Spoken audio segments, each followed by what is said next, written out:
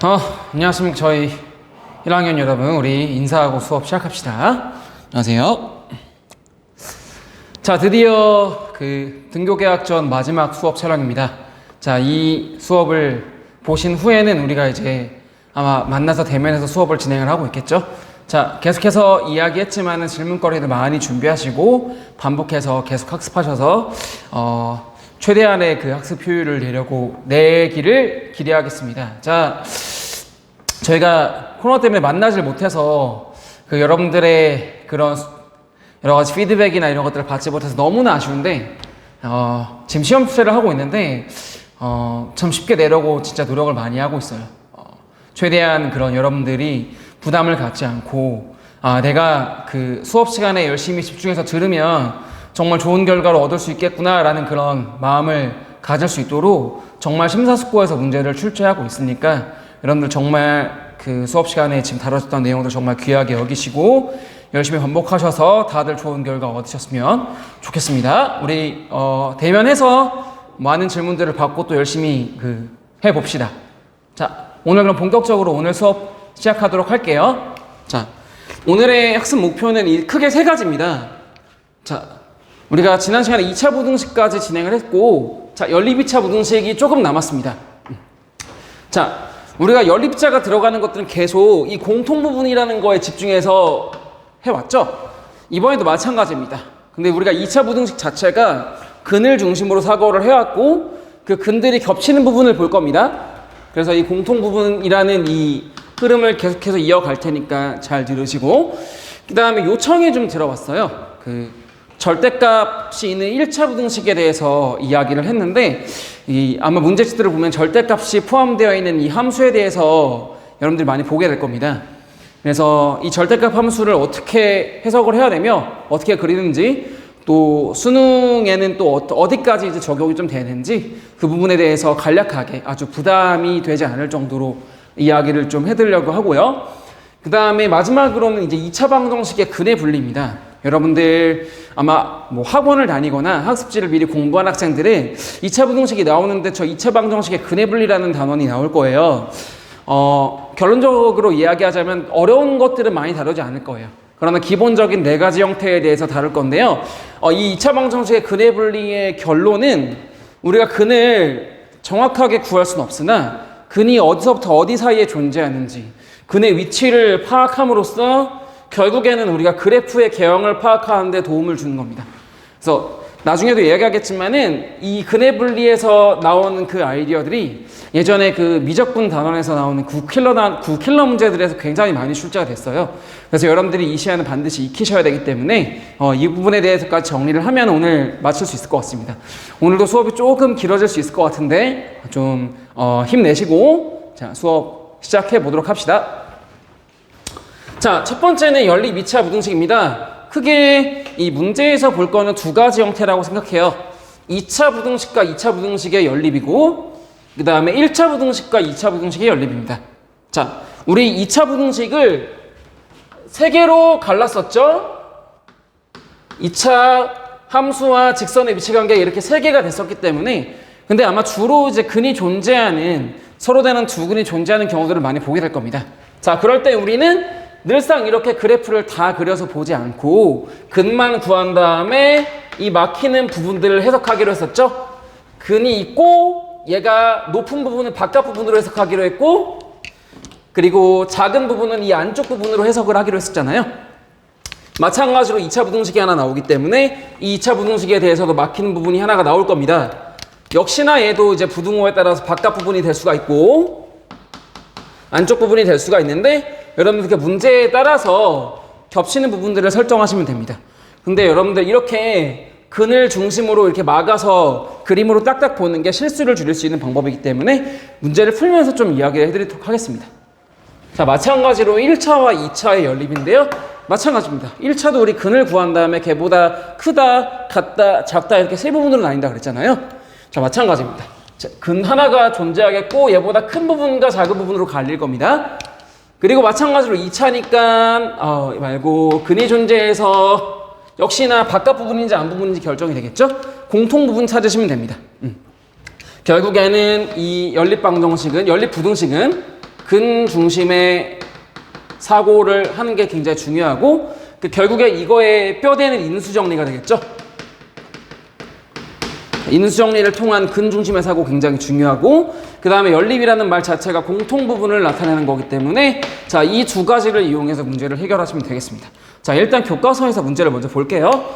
자, 페이지 88페이지 보시면은 자, 예제 5번이 있습니다. 자, 그래서 보시면 1차 부등식과 2차 부등식의 연립이죠. 자, 우리가 해왔던 대로 한번 해보겠습니다. 각각 구한 다음에 공통 부분을 구하면 되니까 먼저 근을 구하자면 넘겨주시면 얘는 2x가 6보다 크기 때문에 x가 3보다 크다 이렇게 나오죠.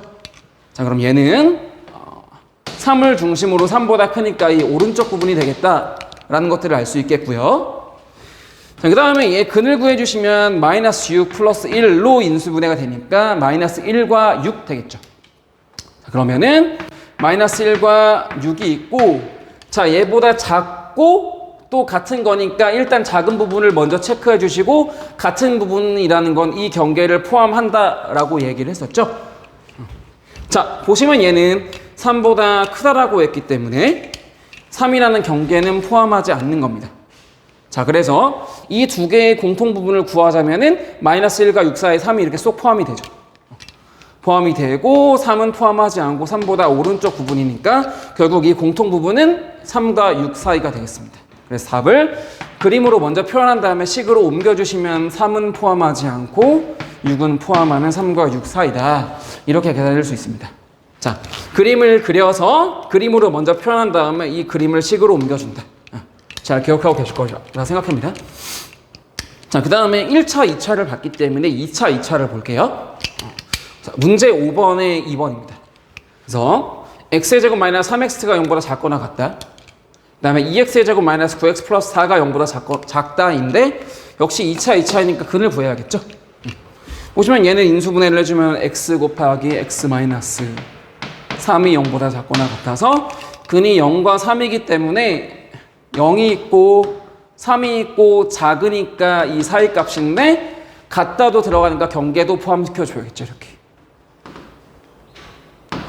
표현해 주시고 그 다음에 2x의 제곱 마이너스 9x 플러스 4니까 얘는 2x와 x 마이너스 4 마이너스 1 표현이 돼서 근이 2분의 1과 4 이렇게 나오겠네요. 얘는 작기만 한 거니까 이 경계 값들은 포함이 되지 않고 이렇게 되겠습니다. 그러면은 이 빨간 부분과 하얀 부분의 공통 부분을 찾아야 되니까 쑥 내려주시면은 3이 여기 쏙 들어가겠죠? 3이 들어가고 공통 부분은 이 부분이 되기 때문에 얘를 그대로 식으로 옮겨주시면 x가 3보다는 작거나 같고 2분의 1보다는 크다 라고 옮겨주시면 되겠습니다. 자, 계속 똑같은 이야기를 했어요. 우리가 근 중심의 그 인수정리를 이용해서 근으로 먼저 표현을 해주시고 각각의 영역을 구한 다음에 연립이기 때문에 공통 부분을 찾아준다. 그래서 공통 부분을 그림으로 먼저 표현해 준 다음에 그거를 식으로 옮겨줘서 답을 작성해 주시면 끝나겠습니다. 이게 가장 실수가 적을 수 있는 방법이니까 여러분들 꼭 기억하세요. 자, 그 다음에 일단 이제 식으로 된 문제를 표현을 해봤는데 결국에는 이제 부등식 자체가 자, 여기서 또 강조하고 싶은 건 역시나 그냥 인수정리입니다.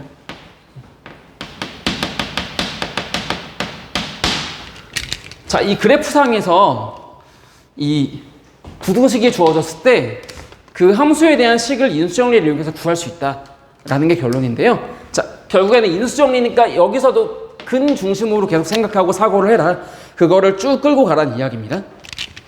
자, 보시면은 y는 fx라는 2차 함수의 그래프가 이렇게 되어 있고요. 자, 보니까 이 2차 함수가 0보다 작다라는 거의 근이 알파에서 베타 사이래요. 자, 그럼 어떻게 될까요? 자, 2차 함수가 0보다 작은 범위니까 요게 될 텐데 그거가 알파하고 베타 사이니까 즉 이 fx의 근이 알파와 베타라는 거죠. 이거의 큰 근이 베타고 이거의 큰 근이 알파다. 이렇게 표현이 된다라는 얘기고요. 결국에 이렇게 표현이 되니까 이 fx라는 거는 우리가 최고차항은 정확히 모릅니다. 그러나 그래프의 경이 이렇게 되기 때문에 최고차항의 양수라는 건 알 수 있죠. 최고차항의 양수이고 얘의 식은 x-알파와 x-베타로 쓸 수가 있다.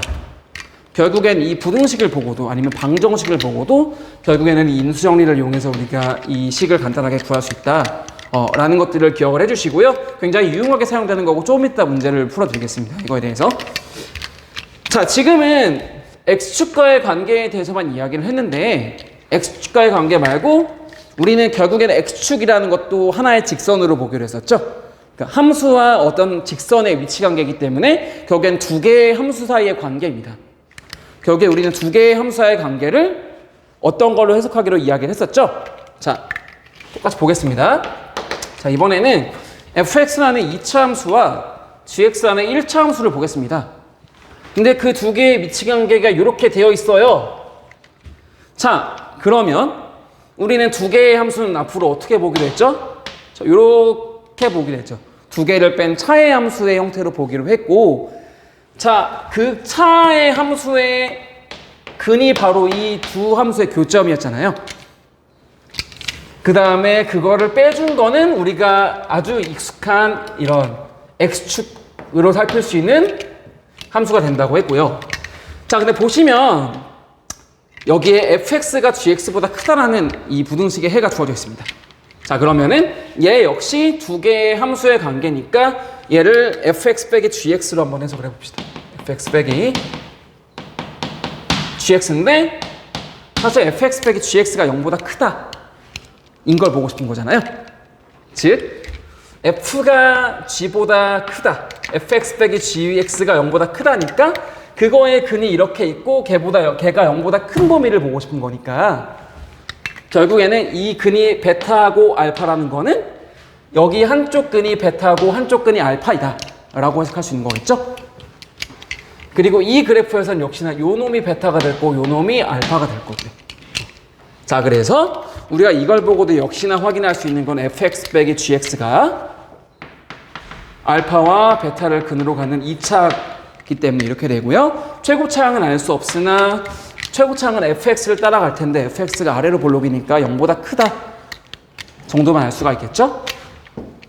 자, 중요한 건 역시나 이 인수정리를 통해서 근중심적으로 사고하는 거 굉장히 중요하니까 기억하시고 이거와 관련된 문제를 하나 해결하겠습니다. 자, 이거는 사실 이거와 비슷한 문제가 교과서 연습 문제에 있긴 있어요.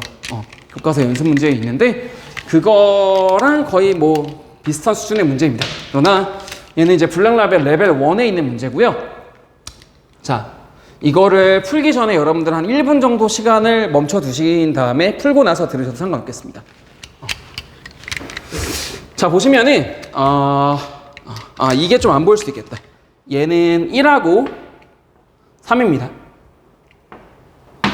자, 문제 보시면 자, 어떤 이치함수 fx가 주어져 있는데요. ax제곱 더하기 bx 더하기 c가 다음 그래프를 만족을 한대요.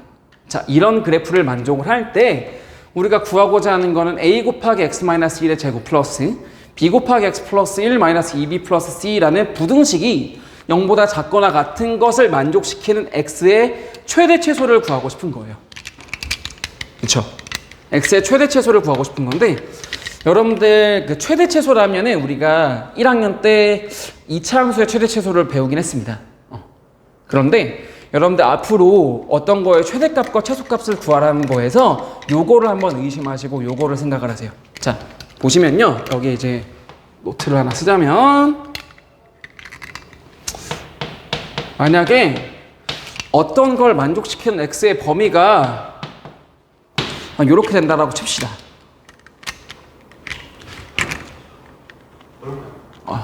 자, 이렇게 된다고 칩시다. 자, 이렇게 되면요. 자, 그럴 때 이거를 만족시키는 x의 최대값을 몇이라고 할 수 있습니까? 3이라고 할 수 있죠. 왜냐면 이 3이 가장 큰 값이고 모든 x는 3보다 작거나 같은 거니까. 그쵸? 그래서 이런 걸 만족시키는 최대값은 3이라고 할 수 있고요. 반대로 그 다음에 얘 만족시키는 x의 범위가 x가 6보다 크거나 같다 라고 할 때 이럴 때는 x의 어떤 값을 구할 수 있을까요? 최소값을 구할 수 있겠죠. 왜냐면 모든 x가 6보다 크거나 같은 거니까 가장 작은 건 6이다. 그래서 이거의 최소값은 우리가 6이다 라고 찾을 수 있습니다. 즉 무슨 말이냐면은 어떤 거 x의 최대 최소를 구하라 라고 하면은 x라는 놈이 어떤 값부터 어떤 값 사이로 표현이 될 수 있겠다 라고 생각을 해줄 수 있는 겁니다. 그러니까 일단은 그거를 생각을 하시고요. 자, 우리가 요거를 떠올릴 수 있는 근거는 뭐냐면은, 자, 우리는 x의 최대 최소를 구하고 싶은 거기 때문에 x에 대해서 어떤 게 주어져 있는지 봐야 됩니다. 근데 주어진 걸 보니까, 자, x에 대해서 2차 부등식이 하나 주어져 있죠.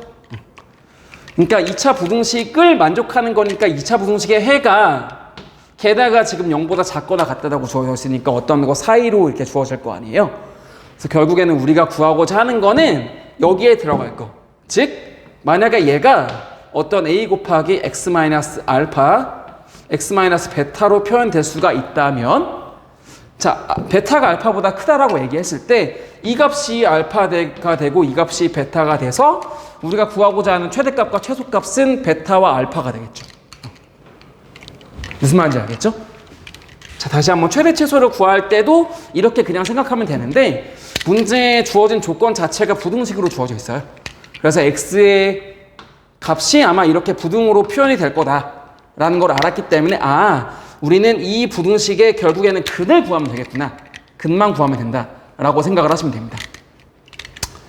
자, 그래서 이거의 근을 구하기 위해서 이제 주어진 조건들을 봐야 되는데, 자, 이거와 비슷한 게 요거밖에 없죠.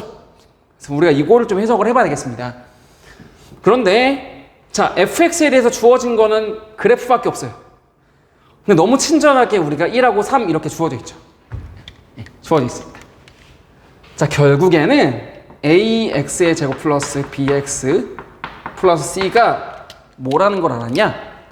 근이 1과 3이기 때문에 a 곱하기 x 마이너스 1 곱하기 x 마이너스 3이다 라는 걸 알게 된 거죠. 됐습니다.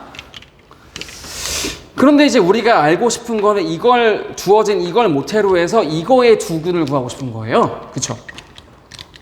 자, 그러면 a 곱하기 x 마이너스 1의 제곱 플러스 b 곱하기 x 플러스 1 마이너스 2b 플러스 c인데, 자, 만약에 지금 우리에게 주어진 건 ax 제곱 더하기 bx 더하기 c니까 이것도 뭔가 a 곱하기 어떤 거의 제곱 플러스 b 곱하기 어떤 거의 플러스 c 이렇게 주어질 수만 있다면은 이 x자리에다가 이 주어진 식을 대입만 하면 끝나겠죠. 무슨 말인지 알겠습니까? 이렇게 변형시킬 수 있다라면은 대입만 해주면 사실 끝납니다. 그러면 근이 바로 나오죠. 자, 왜냐면은 우리가 지금 주어진 꼴이 이 ax 제곱 더하기 bx 더하기 c로 주어져 있기 때문에 이 꼴에 이거를 맞춰보는 겁니다. 굉장히 중요한 생각이에요. 꼴 맞춤 굉장히 중요하다 그랬죠. 자, 근데 보니까 a가 있고 c 있는데 b는 두 개로 따로 떨어져 있잖아요. 그러니까 이 b를 묶어보는 겁니다. 자, 이 b를 묶는 순간 b하고 x 플러스 1 빼기 2가 되죠. 그러니까 bx-1이 됐어요. 기가 막히게 나왔습니다. 여기 x-1 나왔고 여기 x-1 나왔습니다. 그쵸? 즉 우리가 ax제곱 더하기 bx 더하기 c를 알았는데 우리가 구하는 거는 a x-1의 제곱 더하기 b x-1 플러스 c예요. 즉 x자리에 x-1만 대입해주면 끝나는 겁니다. 됐죠? 즉 a 곱하기였다가 x-1을 대입하니까 x-2가 나오고 그 다음에 x-1을 대입하니까 x-4가 나옵니다. 자, 그래서 우리가 구하고자 하던 알파하고 베타는 즉 2하고 4라는 거를 알 수가 있습니다. 그래서 최대값은 4가 되고 최소값은 2가 되겠죠. 자, 여러분들 이렇게 생각하십시오. 최대 최소는 뭐 부등호로 생각을 해서 최대 최소를 구할 수 있다. 근데 그렇게 생각할 수도 있지만 이미 주어진 조건 자체가 부등식으로 주어져 있기 때문에 이렇게 생각을 할 수밖에 없다. 근데 우리는 부등식은 근 중심으로 생각하기로 했기 때문에 결국 얘의 근을 찾고 싶은데 그 근을 주어진 조건을 이용해서 찾다 보니까 그리고 이거에 맞춰서 꼴을 정리하다 보니까 이렇게 나오는 겁니다. 자, 연립은 근 중심의 사고와 공통 부분이다. 그 다음에 결국에는 인수정리를 이용해서 우리가 근을 구할 수 있다. 그 근을 이용해서 식을 찾을 수 있다. 정말 중요하니까 기억해 두세요.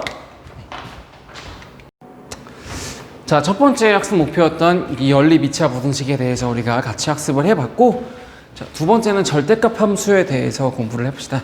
자, 절대값 함수라는 거는 절대값을 포함하고 있는 함수이기 때문에 먼저 절대값에 대해서 다시 한번 복습을 한 다음에 진행을 합시다. 자, 절대값은 쌤이 원점으로부터의 거리라고 얘기를 했어요. 근데 이제 거리라는 것 때문에 그 거리에 꽂혀 계신 분이 조금 있었던 것 같은데, 사실 그 거리라는 의미보다는 거리는 항상 양수가 돼야 되잖아요. 그래서 절대값의 결과는 항상 양수가 돼야 된다는 거에 초점을 맞춰주십시오.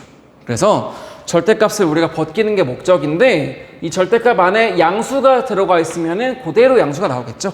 어차피 우리는 거리는 양수로 바꿔줘야 되기 때문에. 그런데 절대값 안에 만약에 음수가 들어갔다, 그럼 얘를 양수로 바꿔줘야 되기 때문에 마이너스를 붙여서 나온다.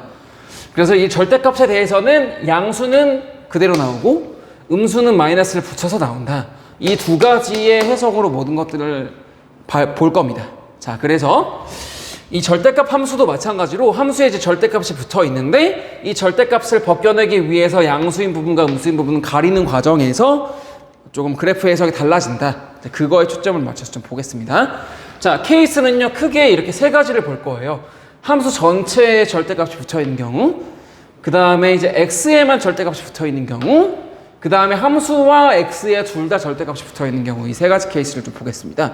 자, 그래서 우리가 이 직선과 또 곡선에 대해서 한 가지씩을 보려고 하는데, 어쨌든 이 직선에 대해서 좀 주로 케이스들을 많이 살펴볼 거예요. 왜냐하면 아무래도 조금 이제 곡선은 그리기가 좀 까다로운 부분들이 있고, 일단 직선에 대해서 학습을 하는 게 더 심플하게 여러분들이 학습하기가 좋기 때문에 이 직선에 대해서 좀 보겠습니다. 자, 첫 번째 이제 y는 절대값 fx인데, 자, 우리에게 문제가 되는 거는 절대값이고, 결국 절대값을 벗기는 방법은 절대값 안에 있는 게 양수이냐 음수이냐를 결정하는 거잖아요. 자, 그래서 이 절대값 안에 있는 fx가 0보다 크거나 같을 때와 절대값 안에 fx가 0보다 작다, 이 두 가지 케이스로 가르는 겁니다. 자, 그러면은 이 fx라는 거는 우리 함수값이어서, 즉 y를 의미했던 거잖아요. y라는 거는 이 위아래를 결정하는 거기 때문에 y가 0보다 크다라는 거는 이 x축을 기준으로 해서 위에 있는 부분들을 얘기하는 거죠. 그래서 이 x축에 대해서 위에 있는 부분들은 그대로 fx로 그려집니다. 즉, 이 그래프상에서 봤을 때는 x축보다 위에 있는 거기 때문에 이 위에 있는 이 부분은 그대로 남겨두는 겁니다. 자, 그 다음에 fx가 0보다 작다라는 부분은, 즉 이 x축보다 낮다라는 이 부분을 얘기하는 건데요. 이 부분은 절대값을 벗겨 나올 때 마이너스를 붙여서 양수로 만들어줘야 되잖아요. 그러면은 마이너스 fx가 됩니다. 즉 무슨 말이냐? 자, 원래 이 함수값이 마이너스 2인 부분이 있다라고 봅시다. 근데 원래 마이너스 2여야 되는데 우리가 마이너스를 붙여서 나오니까 이 함수값이 플러스 2가 된다는 거죠. 그러면 이 점이 마이너스 2였던 점이 2로 이렇게 스텝업을 해줘야 되는데, 우리가 이게 중학교 때부터 계속 봐왔던 건 뭐냐면은, 함수라는 것 자체도 이 점들의 모임이기 때문에 결국에 이 함수의 그래프의 변화를 알아보기 위해서는 이 함수를 구성하는 이 점들이 어떻게 변하는지를 살펴봐야 됩니다. 그런데 보시면은 원래 함수값이 마이너스 2였던 점이 마이너스를 붙여서 이렇게 올라가고, 그 다음에 똑같이 마이너스 1이었던 점은 마이너스를 붙여서 1로 이렇게 상승을 하겠죠. 그러면은 결과적으로 모든 이 구성하는 점들이 올라가는 거기 때문에 결국에는 이 아래에 있는 부분이 이 위로 이렇게 접어서 올라가는 이제 그런 형태의 그래프가 나타나게 되는 겁니다. 그리고 보시면은 결국에는 이 마이너스 1이 1, 마이너스 2가 2가 되는 거죠. 즉 얘는 이 함수를 x축에 대해서 대칭시켜서 접어 올린다 의 결과물이 되는 거죠. 자, 그래서 이 y는 절대값 fx의 결론은 뭐냐? 자, fx가 0보다 크거나 같은 경우는 그대로 두고, fx가 0보다 작은 부분은 x축 대칭을 시켜서 접어 올린다. 이게 결론이 됩니다. 자, 그 한간에 그냥 이것만 그냥 외워버리는 친구들이 있어요. 물론 이 결론을 여러분들이 기억하셔서 앞으로 절대값 fx가 나온다. 그러면 이 그래프를 접어 올려서 그냥 해석하시면 됩니다. 그러나 여러분들은 그냥 이것만 외워버리지 마시고 이게 나오는 결과 자체가 절대값 안에 있는 값이 양수이냐 음수이냐를 결정한 그거에 따라서 부호가 달라진다.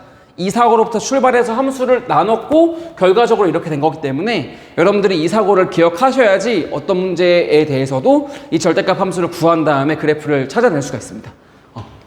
그래서 이 사고 과정을 거치셔서 결과적으로 이렇게 된다라는 것들을 기억해 놓으시면 되겠습니다. 자, 그 다음에 두 번째 케이스를 봅시다. 두 번째 케이스는요, 지금 x의 절대값이 붙여 있는 거기 때문에 역시나 절대값 안에 있는 게 양수냐 음수냐에 따라서 달라지겠죠. 자, 봅시다. 그러면은 자, x가 양수인 케이스와 x가 음수인 케이스 이 두 개로 가봅시다. 자, 그러면은 x가 양수인 케이스일 때는 그대로 x로 나올 테고요. 즉 fx가 되겠죠. 그 다음에 x가 0보다 작은 부분은요, 이 안에 마이너스를 붙여서 나와야 되기 때문에 f-x가 되겠습니다. 자, 그럼 이것도 역시 함수가 이렇게 바뀔 때 그래프가 어떻게 바뀌느냐에 대해서 봐야 되는데, 자, x가 0보다 크거나 같다라는 말은, 자, 아까 y는 아래 위를 결정하는 요소였지만 x는 왼쪽과 오른쪽을 결정하는 요소였잖아요. 즉 x가 0보다 크거나 같다라는 거는 이 0을 기준으로 오른쪽 부분을 얘기하는 거죠. 자, 그러면은 0을 기준으로 이 오른쪽이 되는 부분들은 그대로 fx로 나옵니다. 그래서 이 오른쪽 부분은 그대로 남겨두고요. 자, 그 다음에 x가 0보다 작은 부분은 이제 0에서 왼쪽 부분이 될 텐데, 자, 이 부분에 대해서는 어떻게 되냐면 f-x입니다. 자, 아까도 각 함수를 구성하는 점들의 움직임을 통해서 우리가 그래프를 파악했던 것처럼 얘도 점들의 움직임을 통해서 그래프를 좀 파악해 봅시다. 자, 몇 개를 좀 대입해 볼게요. 자, 마이너스 1에서의 함수값을 한번 봅시다. 자, 원래 마이너스 1에서는 자, 이 값을 가졌어야 되는데요. 근데 이제 바뀐 함수에 대해서 마이너스 1을 대입하면 결국엔 f1의 값을 갖게 되는 거죠. 즉, 마이너스 1이 f1의 값을 갖게 되니까 똑같이 0이라는 값을 갖게 되고요. 자, 그 다음에 x에다가 마이너스 2를 대입을 해주면은 원래 이제 마이너스 2도 이런 값을 가졌어야 되는 게 맞는데 마이너스 2를 대입을 해보니까 f2의 값을 갖게 되는 거죠. 즉 f2의 값은 여기 있는 f2의 값이 이렇게 되는 거니까요. 이게 아니죠. 얘가 2니까 이 값을 갖게 되는 거죠. 즉 보시면 알겠지만 아까는 x축에 대해서 대칭되는 움직임이 났다면은 지금 관찰해 보니까 y축에 대해서 대칭, 즉 이 축을 기준으로 계속 대칭인 형태가 그려지게 되는 거죠. 그래서 결론적으로 이 함수는 이렇게 이어주시면 되겠습니다. 자, 똑같이 절대값을 이용해서 케이스를 나누고 점들의 움직임을 관찰해 보니까 얘는 결국에는 이 x가 0보다 크거나 같은 부분만 남겨두시고 나머지 부분은 y축에 대해서 대칭해서 그래프를 만들어준다. 이게 결론입니다. 자, 그래서 이 케이스 2, 즉 x에만 절대값이 붙은 것의 결론은 x가 0보다 크거나 같은 부분은 그대로 두고 x가 0보다 작은 부분은 x가 이 부분을 y축 대칭시켜서 그린다. 자, 이것도 이 결론을 기억하시면 되겠습니다. 쭉 사고를 거쳐서 이 결론을 기억하시고요. 자, 마지막으로 케이스 세 번째입니다. 자, 보시면 얘는 절대값 f, 절대값 x입니다. 자, 여러분들 보시면 절대값이 두 개가 나와 있잖아요. 쌤이 계속 강조를 했지만 고교수학은 단일 변수만 이야기를 한다 그랬죠. 근데 얘는 지금 절대값이 두 개가 붙어 있기 때문에 우리는 절대값 두 개를 한 번에 핸들링을 할 수가 없습니다. 그렇기 때문에 우리는 할 수 있는 것부터 다뤄야 되기 때문에 자, 하나를 먼저 벗겨내고 그 다음을 벗겨내겠습니다. 자, 보시면은 일단 절대값이 붙어 있으니까 자, 함수값 전체의 절대값이 붙는 거는 케이스 첫 번째랑 똑같기 때문에 이 x축보다 아래에 있는 부분들을 접어서 올린다 였었죠. 그렇기 때문에 자, 첫 번째 케이스. 자, 이 절대값을 벗겨내면서 함수값 절대값이 붙은 케이스는 x축보다 아래에 있는 것들을 접어서 x축 위로 끌려 올리기 때문에 일단은 이 형태가 되겠죠. 자, 일단은 이 형태가 되고요. 자, 그 다음에 이제 두 번째 스텝을 밟으시면 자, 얘는 x의 절대값이 붙어있는 케이스이기 때문에 자, 요 케이스를 기억하시면 되겠죠. 요 케이스는 x가 0보다 크거나 같은 부분은 그대로 두고 나머지 부분을 y축에 대해서 대칭시켜서 그려준다.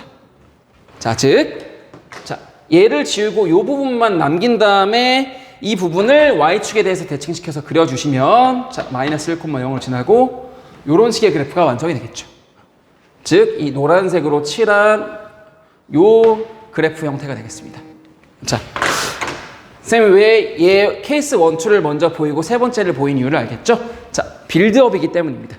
케이스 1과 2를 얘는 한 번에 진행할 수 없기 때문에 반복해서 진행하시면 됩니다. 케이스 1을 먼저 진행하고 케이스 2를 진행하셔서 보시면 됩니다. 자, 지금까지 절대값 함수에 대해서 기본적으로 나올 수 있는 세 가지 케이스에 대해서 봤는데요.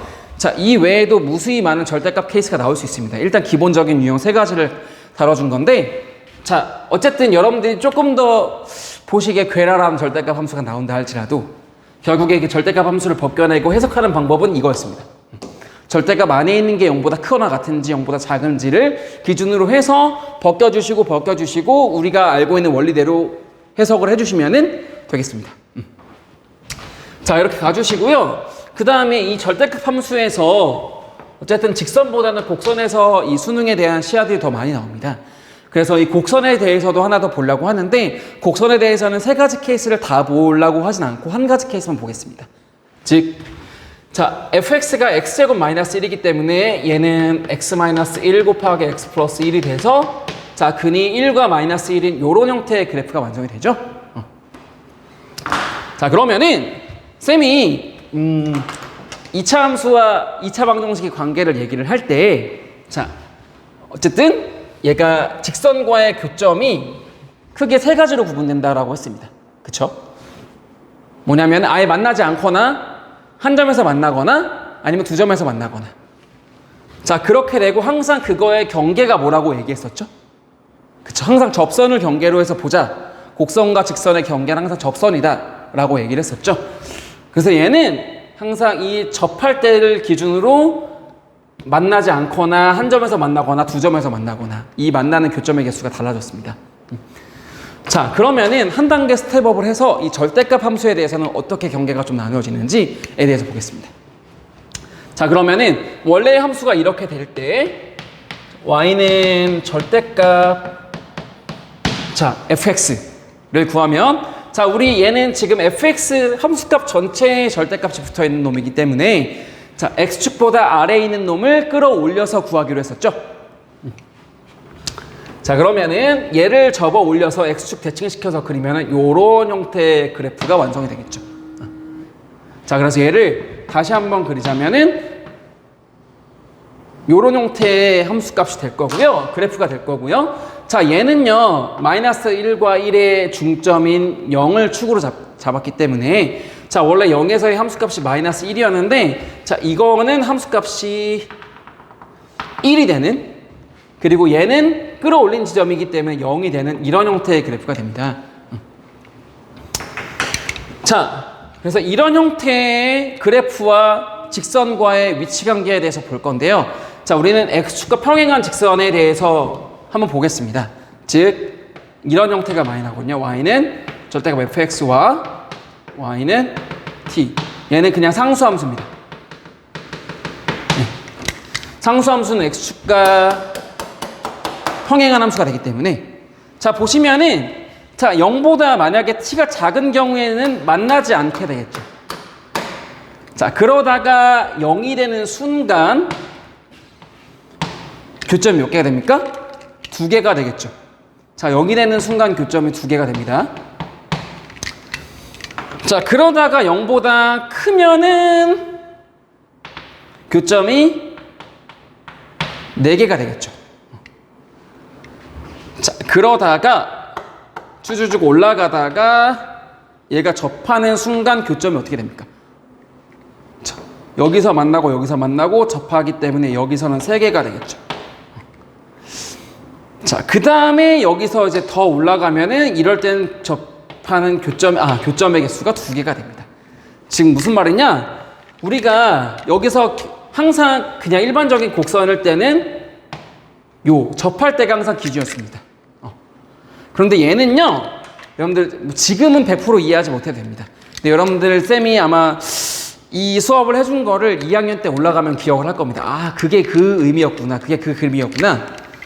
보시면은 이때 경계는요, 항상 이렇게 꺾이는 놈, 즉 얘가 y는 0이었었죠.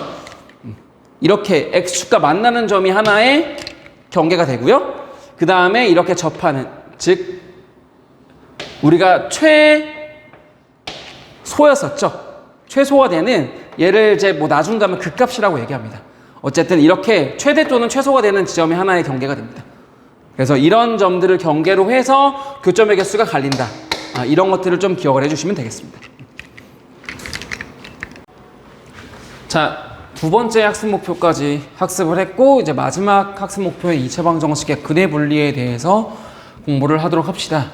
자, 쌤이 그 인트로에 얘기를 했듯이 근해 분리라는 거는 우리가 근해를 직접 구할 수는 없지만은 근해 위치를 통하여서 결국에는 이제 그래프의 개형을 판단하는 게 굉장히 중요한 부분이기 때문에 이 부분에 대해서 이야기를 해드리겠습니다.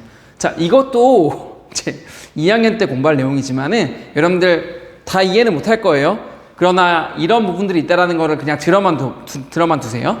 자, 보시면은 이 수투 가시면 이제 다항함수의 미적분이라는 단원이 나옵니다. 그리고 이제 미적분을 선택한 학생들은 초월함수의 미적분에 대해서도 보게 될 거예요. 이제 보시면은 한 2, 3년 전에 킬러 문제, 즉 뭐 수능 30번이라든지 뭐 29번, 21번에 아주 반복적으로 계속 출제된 형태가 뭐냐면은 정보를 준 다음에 그래프의 개형을 결정을 하고 가면 굉장히 빨리 갈 수 있는 이제 그런 것들이 있습니다. 자, 보시면요. 이 그래프가 얘는 3차 함수의 그래프입니다. 3차 함수의 그래프인데 이 그래프가 정보를 해석해 보니까 이렇게 2가지 케이스로 갈린다라는 것들을 해석을 한 상태예요. 근데 이제 이 2가지 중에서 한 가지의 그래프로 우리가 결정을 하고 싶은 상황인 겁니다. 그런데 이 주어진 조건이 어떤 조건이 있냐? f2분의 베타라는 값이 있습니다. 즉 2분의 베타라는 거는 0과 베타의 중점이잖아요. 즉 중점의 함수값이, 자, 만약에 얘 같은 경우에는 2분의 베타는 0보다 작게 되겠고요. 그 다음에 얘는 2분의 베타에서 함수값이 0보다 크겠죠. 즉, 이 문제에 주어진 조건에 f2분의 베타가 0보다 크다라는 조건이 있어요. 그렇게 되면은 요거는 이제 생각할 필요 없이 페일이 되고 우리가 이 그래프 개형이구나 라는 것들을 딱 택한 다음에 계속 진행할 수 있는 형태가 나오는 거잖아요. 자, 이런 식으로 이 킬러 문제에 자주 등장했습니다. 그래서 여러분들, 자, 여기서 강조하고 싶은 거는 이 주어진 조건, 즉 경계가 되는 이 값들을 이용해서 이 경계값의 함수값을 이용해서 그래프의 개형을 결정할 수 있고 근의 위치들을 파악을 할 수가 있다라는 것들을 이야기해 드리고 싶은 겁니다. 그래서 이 처음부터 3차 함수에 대해서 보기에는 좀 그러니까 우리가 이제 1학년 때 2차 함수를 이용해서 약간 순환만 버전으로 이거를 좀 학습하기 위해서 이 부분을 다뤄주는 겁니다. 자, 그래서 지금 이것도 어떻게 보면 기본 4가지 케이스예요. 뭐 문제집에 보면 다른 케이스가 더 있을 수 있습니다. 어쨌든 이 기본 케이스들을 이렇게 해석을 하는구나 라고 학습을 하시고 더 심화적인 학습들은 사실 진행을 할 수가 있습니다. 일단은 기본적인 4가지 케이스에 대해서만 다뤄줄게요. 자, 첫 번째는 어떤 케이스가 나오냐? 자, 2차 방정식 ax제곱 더하기 bx 더하기 c는 0의 두 근이 모두 p보다 크다라는 형태입니다. 자, 우리는 근데 최고 차항의 개수는 항상 0보다 크다라고 좀 가정하고 생각을 했었었죠. 자, 보면은 최고 차항의 개수가 0보다 큰 함수의 이 방정식이니까 우리 방정식은요 x축과의 교점으로 생각하기로 했잖아요. 그래서 그래프를 그린 겁니다. 자, 그 다음에 보시면은 두 근이 모두 P보다 큰 거니까요. 지금 두 근이 알파하고 베타가 있고 P가 이렇게 있는 거잖아요. 아, 그러면 그래프상에서는 이 P가 이렇게 위치하고 있겠구나 라는 것들을 아시고요. 자, 일단은 자, 아까는 우리에게 주어진 경계값이 2분의 베타였잖아요. 근데 지금은 기준이 되는 그 경계값이 모두 P입니다. 즉 그러니까 우리가 P에서의 함수값의 부호를 따져봐야 될 것 같아요. 자, 그러면은 이 그래프상에 보니까 FP가 X축보다 위에 있어야 되는 거죠. 즉 0보다 커야 됩니다. 자, 그런데 보시면은 이 FP가 즉 함수값이 0보다 큰 범위가 여기 있을 수도 있지만은 자, 지금 여기 이제 두 번째 케이스에서 설명할 거지만 여기 있을 수도 있는 거죠. 자, 그렇기 때문에 이 정보만으로는 조금 부족합니다. 그래서 우리가 한 가지 정보를 더 봐야 되는데 우리 2차 함수에서 변치 않는 경계 가장 중요한 게 대칭축이 있죠. 그래서 대칭축을 그 다음 따져주는 겁니다. 자, 대칭축은 우리가 근이 있으면 이거의 중점이라는 거 알고 있죠? 자, 2분의 알파 플러스 베타가 이렇게 있을 때 자, 만약에 두 근이 P보다 크려면은 P가 여기 있어야 되는 거니까 대칭축보다는 왼쪽에 있어야 되네요.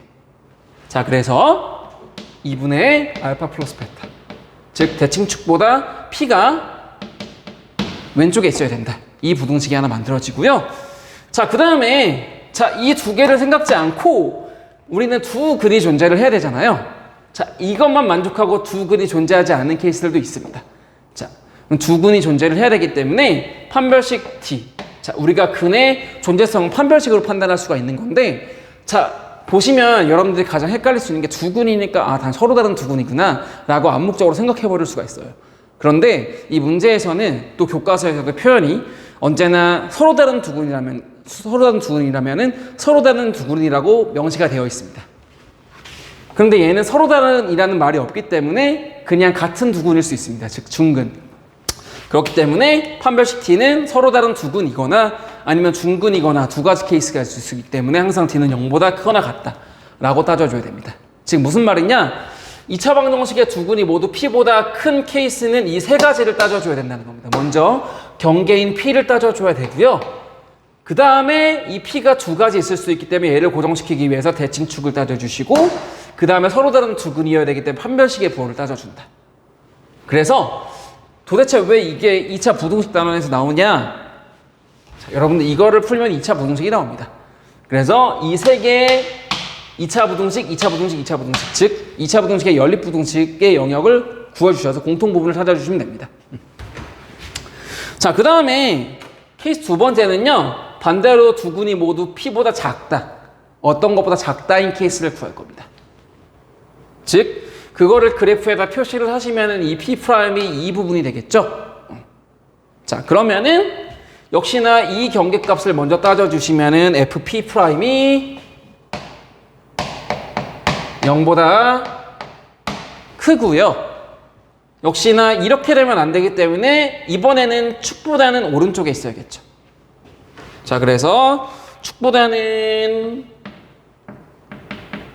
P'이 오른쪽에 있어야 되고 그 다음에 역시나 두 근이기 때문에 판별식 T가 0보다 크거나 같아야 된다 라는 것들을 따져주시면 됩니다. 자, 그래서 이 하나의 걸 봤을 때 주어진 값, 경계값을 가장 먼저 따져주시고 경계값이 케이스가 이렇게 두 개로 나누기 때문에 자, 하나의 경계인 축을 더 도입을 하고 그 다음에 그 전에 가장 먼저 봐야 될 건 두 근이기 때문에 판별식을 따져준다. 이 세 가지를 이용해서 따져줄 수 있다. 그러니까 여러분들 사실 그렇게 외우지 마세요. P보다 크다, 큰 케이스는 얘 세 개 따져줘야 된다. 이렇게 획일적으로 외워주지 마시고요. 우리가 경계 중심으로 사고를 해야 된다고 했잖아요. 근데 주어진 경계가 P밖에 없으니까 일단 P에 대해서 따져줬는데 케이스가 두 가지로 나눠주기 때문에 이 두 가지 중에 하나로 고정시키기 위해서 2차 함수의 중요한 축인 대칭축을 하나 더 도입한 겁니다. 그리고 두 근이니까 판별식을 도입을 한 거고요. 자, 이 세 개를 이렇게 도입했기 때문에 자, 기본 케이스 네 가지 외에 다른 케이스가 나올 수 있어요. 여러분들 다른 케이스일 때도 일단은 경계부터 따져주시고 따져줘 보니까 이 케이스도 고려를 해야 되는구나. 이렇게 사고를 진행해 나가셔야 됩니다. 자, 그 다음에 이제 두 근 사이에 P가 있는 건데요. 보시면은 두 근 사이에 P가 있으면요. 두 근이 있고 P가 이렇게 있어야 되잖아요. 즉 얘는요 따져줄 게 이거밖에 없습니다. 물론 이제 판별식 D도 0보다 뭐 크거나 같아야 되는데요. 이런 케이스는요 P가 0보다 작아버리면 사실 다 끝나버립니다. FP가 0보다 작은 순간 얘가 0보다 작은 부분이 반드시 존재해야 되기 때문에 얘가 0보다 크다라는 거는 위쪽으로 쭉 올라가야 되잖아요. 그래서 무조건 두 점에서 만날 수밖에 없습니다. 그래서 얘는 가장 간단한 케이스예요. 두근 사이에 P가 있다. P에서 가장 먼저 따져줘야 되는데 그림을 그려보니까 P가 0보다 작아야 돼. 근데 P가 0보다 작으려면 이런 케이스밖에 나올 수 없으니까 다 끝나. 그래서 얘는요 판별식도 따져줄 필요 없고요. 축은 오히려 따져줄 수가 없잖아요. 축보다 얘가 왼쪽에 있을 수도 있고 오른쪽에 있을 수도 있기 때문에 이 케이스는요 P에서의 함수값이 0보다 작다. 요것만 따져주시면 됩니다. 자 마지막으로 두근이 P와 Q 사이에 있다 에 대해서 볼 건데 얘도 역시 그래프를 그려보면은 함수의 그래프가 이렇게 그려지고 두근이 PQ 사이에 있어야 되기 때문에 이렇게 있어야겠죠.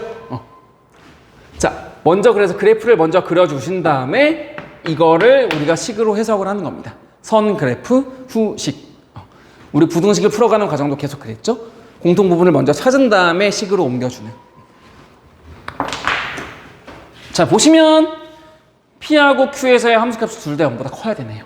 자, 그래서 FP도 0보다 커야 되고 FQ도 0보다 커야 된다. 자 가장 먼저 해야 될 거는 PQ라는 경계가 있기 때문에 이 경계에 대해서 생각을 해봐야 되고요. 자 그 다음에 보시면 그 다음에 이제 경계값 2분의 알파 플러스 베타 즉 축이 P와 Q 사이에 있어야겠죠.